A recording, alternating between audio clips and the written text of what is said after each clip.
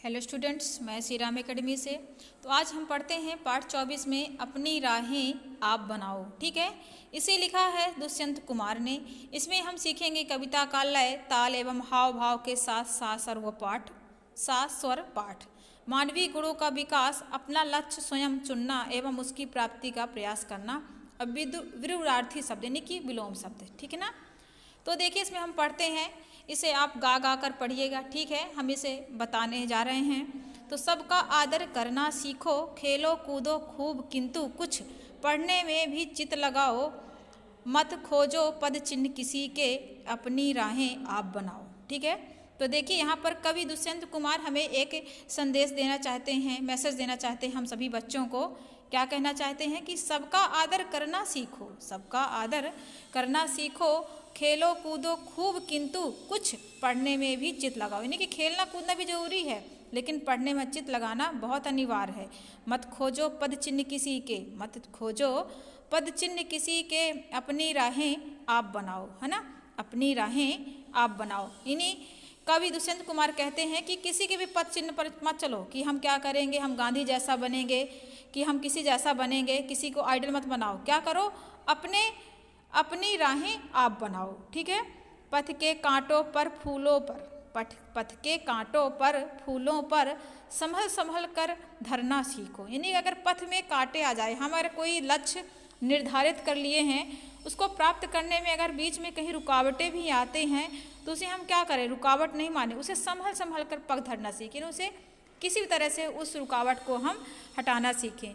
कभी भूल कर भी तो अपनी उन्नति में अभिमान करो मत।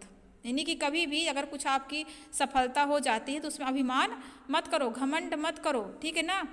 नम्र बनो अपने ही मुँह से, नम्र बनो अपने ही मुँह से, अपना गौरव गान करो मत। है ना, यानी कि हमेशा नम्र रहो, उग्र मत बनो।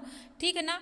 और अगर कुछ अच्छा कर लिए हो तो अगर किसी ने कह दिया कि आप बहुत अच्छे हैं तो अपना गौरव गान मत करो, नहीं कि अपनी बड़ाई अपने मुंह मत करो कि मुझसे ये आता है। ठीक है ना। अगर आपसे कुछ आता है तो सामने वाला आपको पहचान लेगा।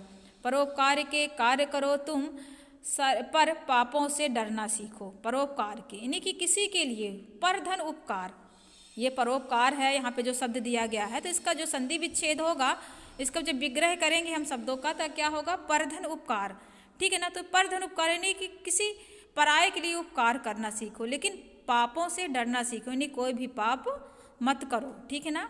तो इसीलिए यहाँ पर दुष्यंत कुमार ने दूसरे पद में लिखा है कि कभी भूल कर भी तो अपनी उन्नति का अभिमान करो मत, नम्र बनो अपने ही मुँह से, अपना गौरव गान करो मत, और परोपकार के कार्य करो तुम, पर पाप से डरना सीखो। ठीक है, आगे देखिए तीसरे पद पर, बिना ध्येय के पथ पर अपने, बिना ध्येय मतलब, ध्येय मतलब क्या होता है, उद्देश्य।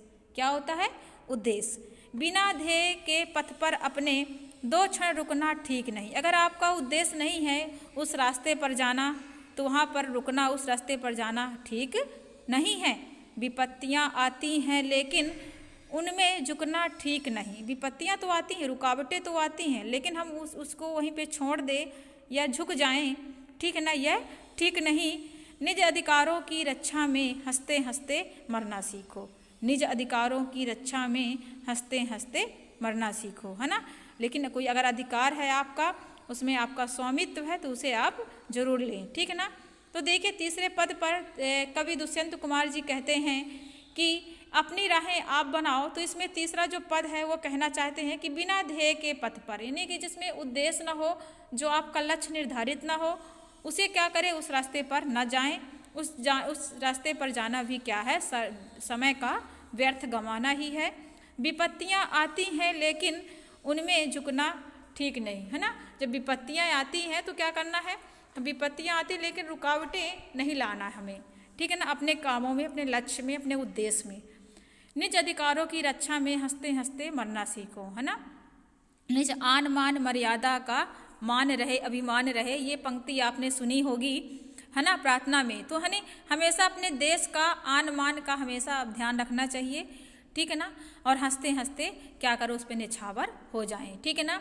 इन दुष्यंत कुमार ने अपनी राहें आप बनाओ, इस कविता में बहुत अच्छे से तीनों ये पद दिए हैं और तीनों पद में अलग अलग अर्थों से क्या किया है, अनुग्रहित किया है ना, कि हमें क्या करना चाहिए, किसी के पद पर ना चलें, खुद अपनी राह बनाए।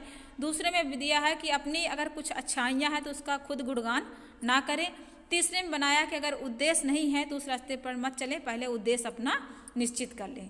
ठीक है, तो हमारा ये जो कविता पाठ था अपनी राहें आप बनाओ, इसका अर्थ मैंने एक्सप्लेन कर दिया है। आप इसे और भी अच्छे से गा गा कर सकते हैं। ठीक है, इसकी एक्सरसाइज देख लीजिए थोड़ी से। इसमें जोड़ियाँ बनाना है।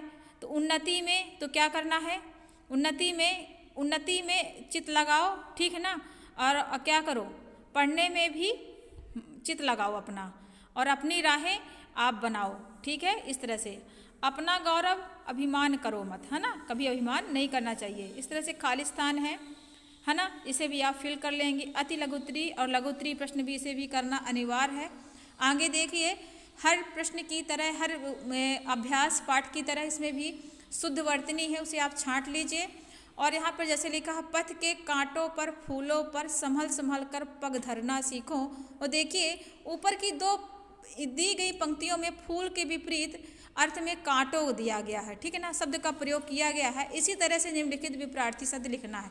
से फूल का क्या होगा, कांटा, रात का दिन, तो ये क्या है, विपरीत शब्द, विपरीत जिसे बोलते हैं, नहीं विलोम शब्द है, जिसे अपोजिट वर्ड बोलते हैं। आदर का क्या होगा, अनादर, उन्नति का अवनति, नम्र का क्या हो जाएगा, कठोर, पाप का क्या हो जाएगा, पुण्य, अधिकार का अनाधिकार, है ना, ये क्या हो जाएगा, विपरीत यानी विपरीत यानी अपोजिट वर्ड। इस तरह से वचन में बनाए, एक वचन के रूप लिखना है। तो राहें क्या हो जाएगा, राह, कांटों का कांटे, ठीक है ना, पापों का पाप। तो ये बहुवचन है, इसको एक वचन में कन्वर्ट करना है। इस प्रकार से पर धन उपकार मैंने पहले ही बताया आपको, शब्दों में आ और उ मिलने पर ओ का विकार होता है और इसके मिलने पर परोपकार शब्द बनता है। इसी प्रकार निम्नलिखित शब्दों को संधि कीजिए। तो देखिए क्या लिखा है, वीर धन उचित तो क्या हो जाएगा, वीरोचित। चंद धन उदय तो क्या हो जाएगा, चंद्रोदय। अब मानव उचित क्या हो जाएगा, मानवोचित। और महाधन उदय तो क्या हो जाएगा, महोत्सवा, महाधन उत्सवा। तो आ और उ मिलेगा तो क्या बन जाएगा, ओ, ठीक है ना। इसी प्रकार सूर्य धन उदय तो क्या हो जाएगा, सूर्योदय हो जाएगा, इन्हीं की ओ की मात्रा इनमें लग जाएगी तो क्या हो जाएगा, वीरोचित, चंद्रोदय, मानवा उचित, महोत्सवा और सूर्योदय हो जाएगा, ठीक है ना। तो ये विच्छेद दिया गया, हमको इसको शब्द बनाना है, ठीक है ना, जैसे परोपकार बना है। आया समझ में? धन्यवाद।